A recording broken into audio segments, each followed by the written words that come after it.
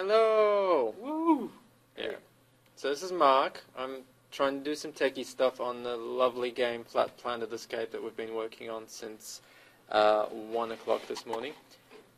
This afternoon, I mean. What we have, we've got this awesome... No, can't even press this. We have this awesome little video of what we were doing initially with the level design. So our level design, we were basically trying to map it out in Excel, so we had to play around with that. We created some awesome stuff there. We went in and then we started doing some mood boardy things. We came up with some titles for our, wherever it is. Game. I'm going to give up on the scrolling here. So yeah, you can see we've got some inspiration from Crisis. We've taken some inspiration from Don't Starve as well. So we had a couple of little ideas here of kind of what we want to do. We wanted the imagery to be black and white, very simple, straightforward. Yeah, it's just like sort of the bare essential sort of thing to show you what's going on and leave a lot to your imagination.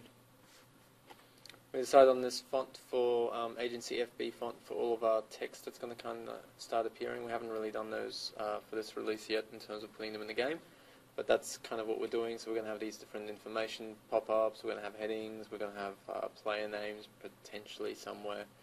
So we just kind of decided on sizings and things like that. We then went on and started to set up a little storage on Dropbox. We set up a domain and we set up, I don't know, I've got blank spaces. We set up some Google Analytics. We did some stuff here for the feedback, so we wanted to get people's feedback. And then we started writing some PHP code to basically get all of this stuff working nicely together. The rest of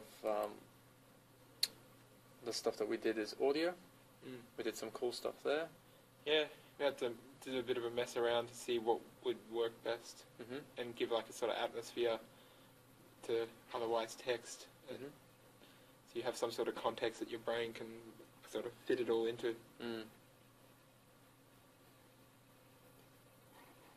very silent over there. I'm waiting for something that I can talk to. Have an opinion about. Okay, all right. Here's Daniel's stuff. So we went through and did some mock-ups. Yeah, these are the mock-ups for the user interface.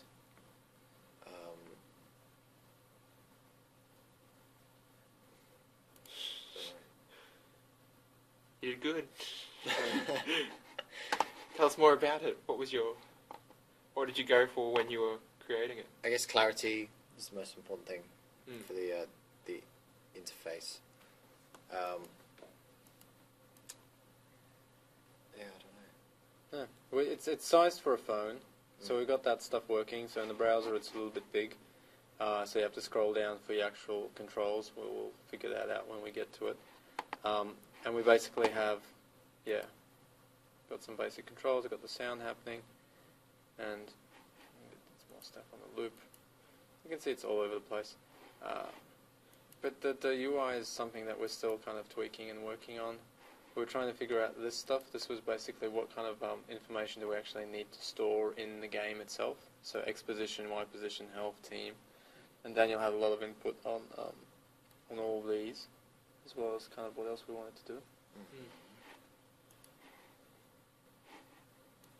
And then we got all of that working. We had a bit of a playthrough here, which was basically trying to figure out What the player can see. Yeah, field of vision for the player. And this is pretty important because it will fundamentally change the way people play, in my opinion. And because you can't see anything, you don't want to be totally blind. You want to have some ability to guess where you got to go. And so we decided that the player, as they stand, would see that much field of vision on what they were kind of looking at. So you could kind of say, yes, I'm actually hearing some stuff, or yes, I'm seeing some stuff, or nothing there. So that would be the only information the player would get. And we had to balance gameplay with the story in some way, and giving the player like a helmet that limits what they can see to give this context, I guess. And again, that's due to the planet being unstable and all this other stuff happening around them. So It all just... it all kind of makes sense, even though it's a weird flat planet, but apart from that, it's all good. It's the present from, was it Superman? One of those, like, the old ones? Now, we were experimenting as well with making the field of vision a bit wider, but we decided against that because it would just get people to be a little bit more confused when we said it's ahead of them, and would just be one square, and on the left, 2 squares. We decided to trim that back and go back to basics over here.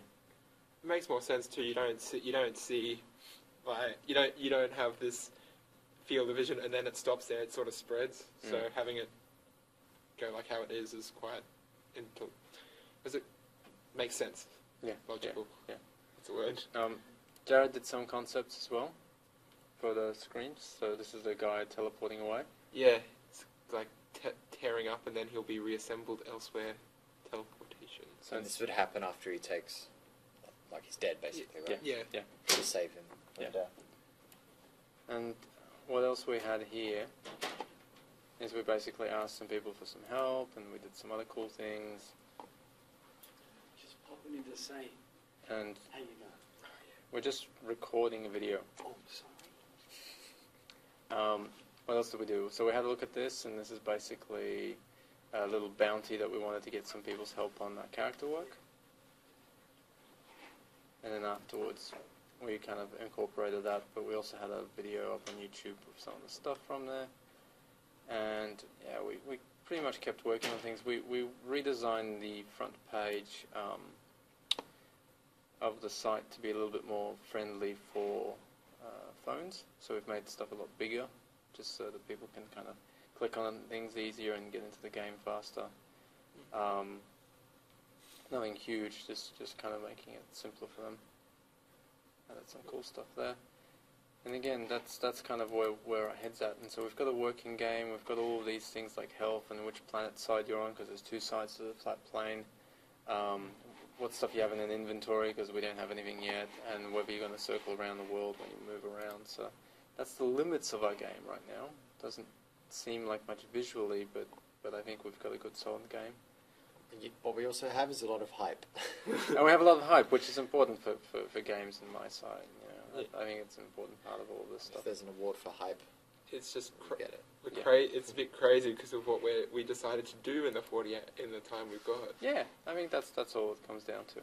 So again, thank you for watching the videos. We hope it was entertaining. We hope we're trying to stick to our little release cycles as well. Yeah.